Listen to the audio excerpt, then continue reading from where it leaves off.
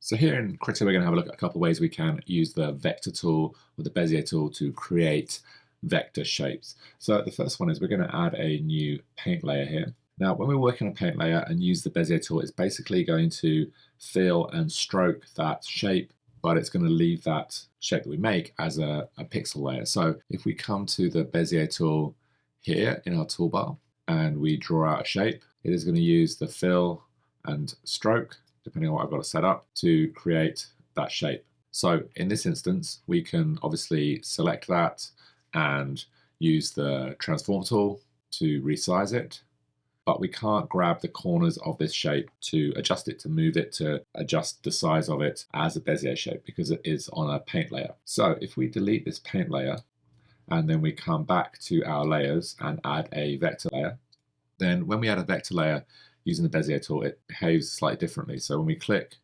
here, then essentially this layer will remain as a vector layer. Now you can see up on the right, it's going to use the fill as the foreground color, and it's not keeping any outline for this shape. So I haven't got a brush towards the outline, it's just the fill of that shape. If I go to my selection tool now, I can select this, I can move it around. If I double click, it will let me grab the corners. So I can move and adjust these corners, and I can also change those corners to be curved edges. It looks like I've accidentally dragged here a little bit on one of these corners and made this a curved edge. If I right click on that corner, I can make it a line point, which basically makes it into a corner without that Bezier. If I right click and make it a smooth point, it is going to add those Bezier curves in there, so I can adjust it and use those Bezier curves. So we'll jump that back to being a line point. With this set up like this, if we come back to our selection tool, we can duplicate this layer. So I'm going to right click on this layer, come to duplicate the layer, and we'll end up with two layers. Now with the layer selected, when we change the fill, it's going to change the fill of that shape. So we can consistently change the scale, the color, the fill of that shape and adjust it like that. So this is a great way of creating vector shapes within Krita. You can obviously duplicate them, adapt them, and modify them as you want. We'll just delete these two. And a good example to kind of use these Bezier shapes, these vector shapes, is with a new vector layer. If we draw out a little triangle, we can create these kind of cool triangles and like a background for an image or something like that. So I'm going to right click and duplicate this layer. I can come back to my selection tool, double click, select that layer, and then I can move around to create multiple layers that are different colors. So I'm going to change my foreground color here so that we get a nice orange there. We'll again right click and duplicate this shape. We can move this around and keep either using the existing colors or playing around having some different colors in here. So we'll go for a bit of magenta.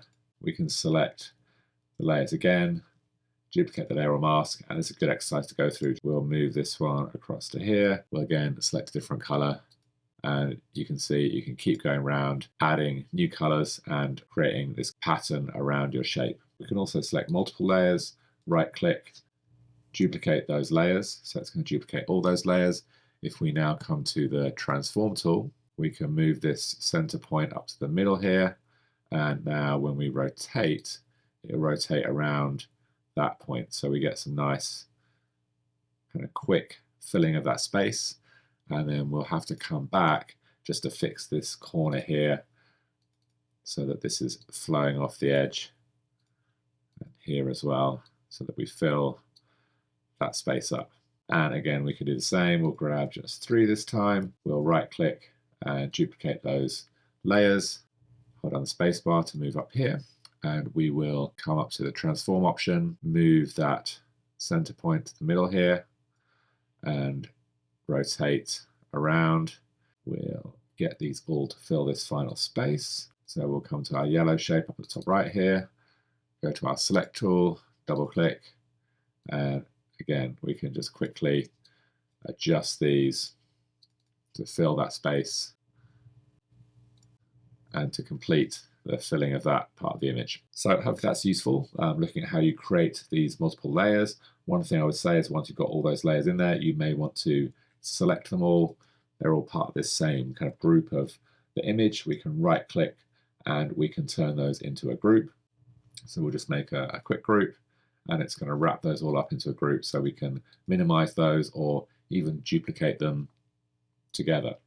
So quick way of working with vectors, making sure that when you want to work with vectors, you create a vector layer before you start to draw with your Bezier tool up in the toolbar.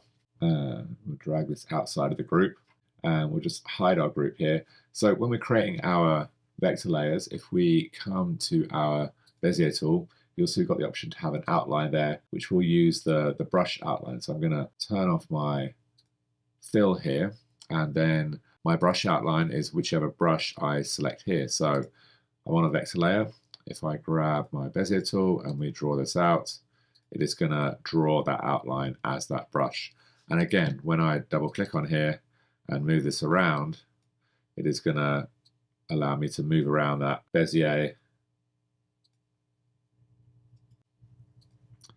It's going to allow me to move around that Bezier and remake that line or reframe that line on my image. So you can see I've got my fills in the background here, and then I've got the line tool using the brush tool to make it happen. So quick intro to working with vector tools there. Hope this is useful. If you do have any questions, then please do get in touch.